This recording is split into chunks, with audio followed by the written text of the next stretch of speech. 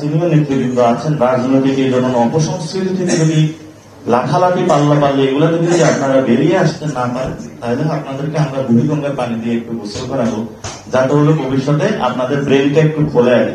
এখন বড় দুটি দলের মধ্যে এই জুলাই সনদ, একটা হলো ভোটের জন্য দর কষাকষির সনদ হয়ে গিয়েছে। আমরা জাতীয় নাগরিক পার্টির পক্ষ থেকে একটা অবস্থান নিয়েছে, আমরা এই ভোটের দর কষাকষিতে জুলাই সনদকে রাখবো না।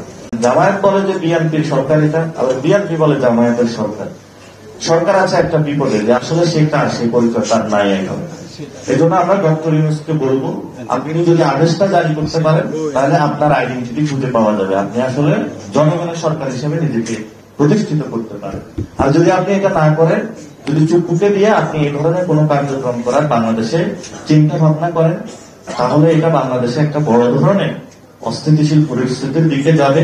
আমরা কিন্তু চুপ করে হাত দিয়ে বাংলাদেশের এই জুলাই সনদ, পবিত্র সনদের সাইনটা মেনে নিব না। এবং সেই সময় চুপ্পু যদি এই সাইন হয়, তাহলে চুপ্পু বঙ্গভবনে থাকতে পারবে কিনা সেটাও আমরা নিশ্চয়তা বিধান করতে পারবে না। আপনি এই ধরনের আগুন নিয়ে খেলা করবেন না।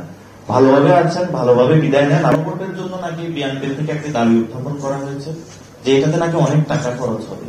এই গণ অভ্যুত্থানের পরে বিএনপির একটা গডফাদার, একটা আসলের একটা লোক যে চাঁদাবাজি করেছে, ওই টাকা দিয়েই তো গণভোট আয়োজন করা যায় বাংলাদেশে।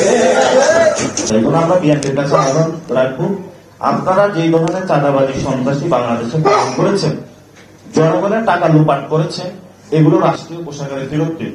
আর যদি টাকার প্রশ্ন আসে একটা গণভোট আয়োজন করতে, যে টাকা যাবে এটা আপনাদের একটা আসনে, এবং ওই যে ঢাকা মহানগরের একজন নেতা আছে যে নয়ন, ও যে টাকা চাঁদাবাজি করেছে, দুর্নীতি করেছে, এই টাকা দিয়েও একটা বাংলাদেশে গণভোট হওয়ার সম্ভব।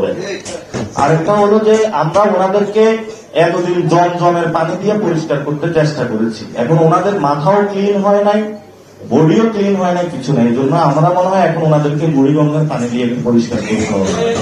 যদি আমরা এই ধরনের যারা সিনিয়র নেতৃবৃন্দ আছেন রাজনৈতিক এই ধরনের অপসংস্কৃতি থেকে যদি লাফালাফি পাল্লাপাল্লি এগুলো যদি আপনারা বেরিয়ে আসতে না পারেন, তাহলে আপনাদেরকে আমরা বুড়িগঙ্গার পানি দিয়ে একটু গোসল করাবো, যাতে হলো ভবিষ্যতে আপনাদের ব্রেনটা একটু খোলে আনে।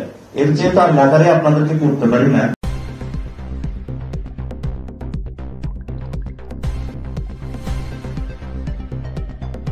News Vision Digital Multimedia.